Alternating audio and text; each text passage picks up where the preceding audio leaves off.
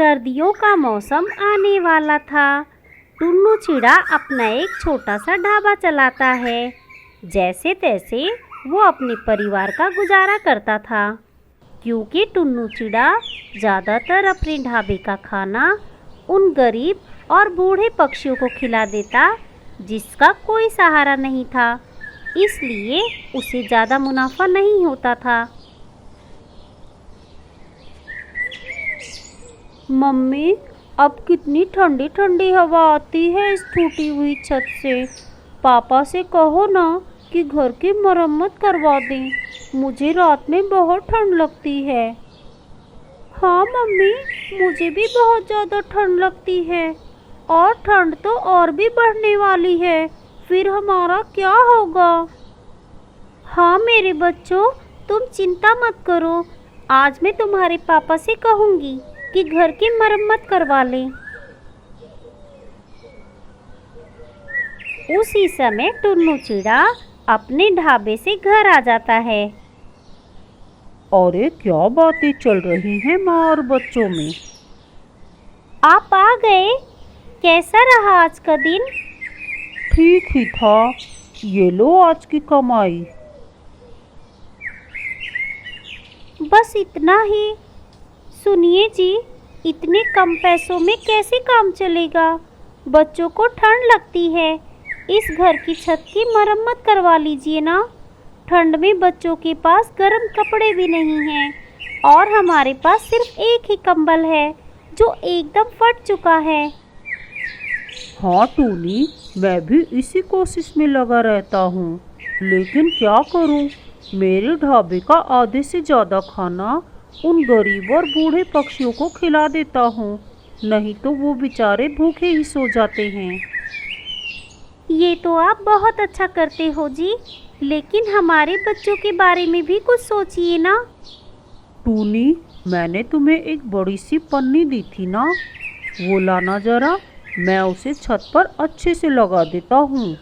अब की सर्दियाँ किसी तरह बीत जाए, फिर मैं इस घर को पूरा नया बनवा दूँगा।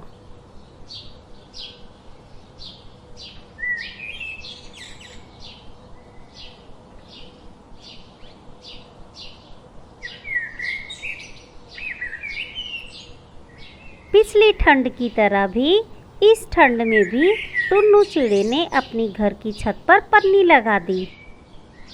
कुछ दिन तो बहुत अच्छे से गुजर गए, उन्हें बिल्कुल भी ठंड नहीं लगी, लेकिन अब कड़ाके की सर्दी पड़ने लगी थी।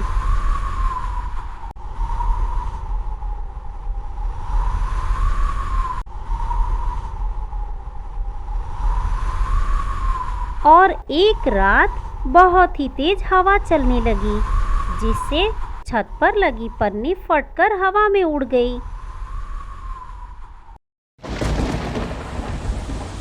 फिर जोरों की बारिश होने लगी, सारा पानी उनके घर के अंदर आने लगा।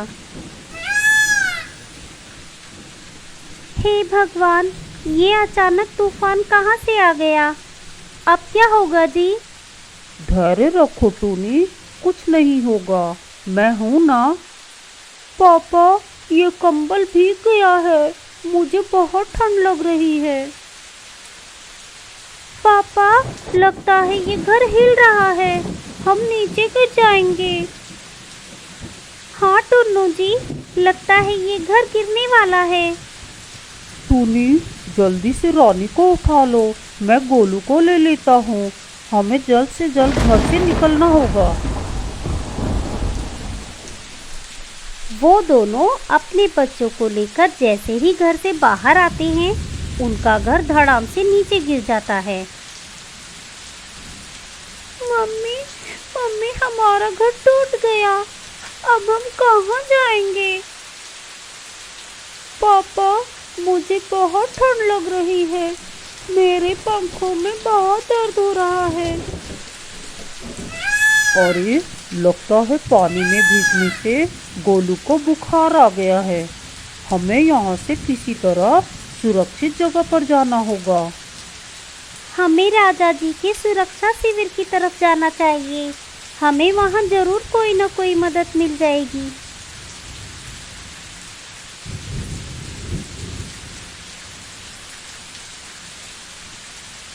वो दोनों बिना किसी देरी किए सुरक्षा शिविर की तरफ जाने लगते हैं। बारिश और भी तेज होने लगती है, जिससे उन्हें उड़ने में परेशानी हो रही थी।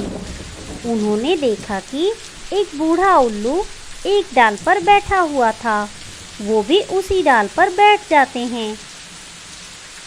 अरे गोलू, गोलू, लगता है ये बेहोश हो गया है। गोलू, मेरे बच्चे, तू ठीक तो है ना मेरे बच्चे?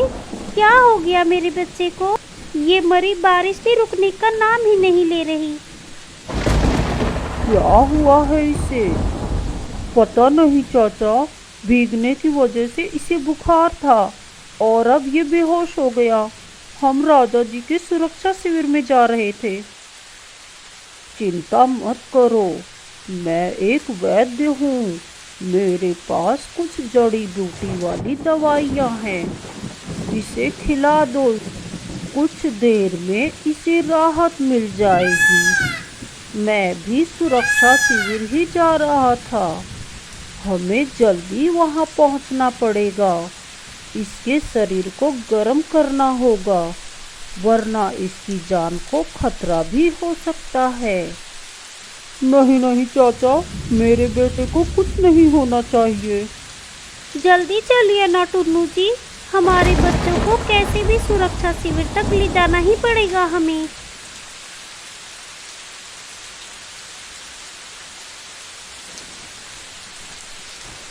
बारिश बहुत ही तेज हो रही थी। वो सभी काफी मुश्किल से उड़ पा रहे थे।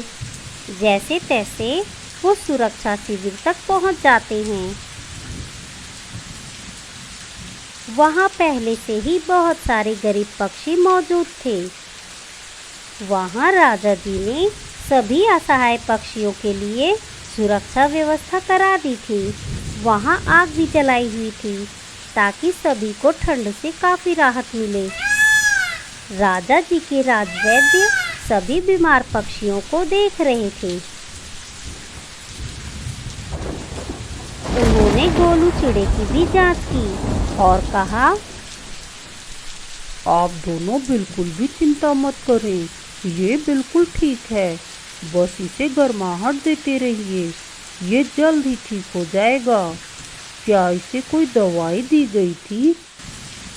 जी हाँ, इसे मैंने अपनी बनाई हुई औषधि खिलाई थी। ये तो बहुत अच्छा किया आपने, नहीं तो इसकी जान भी जा सकती थी।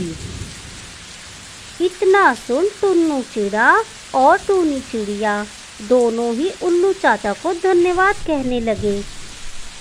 आज आपने मेरे बच्चे की जान बचाई है चाचा, हम आपका ये एहसान कभी नहीं चुका पाएंगे। हाँ चाचा, मैं आपको कैसे धन्यवाद करूं? अरे, ये मैंने जो कुछ भी किया है वो मेरा फर्ज था। मैं एक वैद्य हूँ, तो मैंने वही किया जो मुझे करना चाहिए था।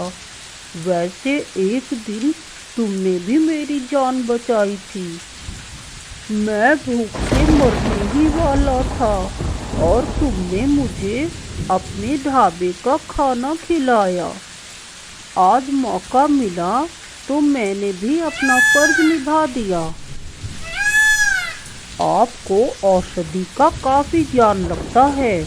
अगर आप हमारे साथ सुरक्षा शिविर के लिए अपनी औषधि बनाना चाहें तो मैं राजा जी से कहकर आपके लिए यहाँ काम दिलवा सकता हूँ। अगर ऐसा हो जाता तो बहुत अच्छा होता। मेरा इस दुनिया में कोई नहीं है, मैं दर दर भटकता रहता हूँ। बाकी का जीवन अगर इस शिविर में असहाय पक्षियों की सेवा के काम आ जाए तो बड़ा अच्छा होगा। वहाँ कुछ दिनों तक सभी पक्षियों को हर सुविधा दी गई।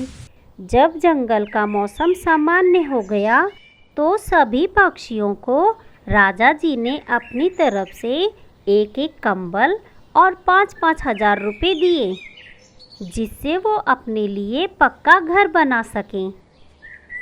टुन्नू चिड़ा भी अपने परिवार को लेकर वापस आ जाता है और अपने लिए एक नया पक्का घर बना लेता है। अब उनके पास 4 कंबल थे और पैसे भी। टुन्नू चिड़े ने फिर से अपना ढाबा शुरू किया और प्यार से अपना जीवन बिताने लगा।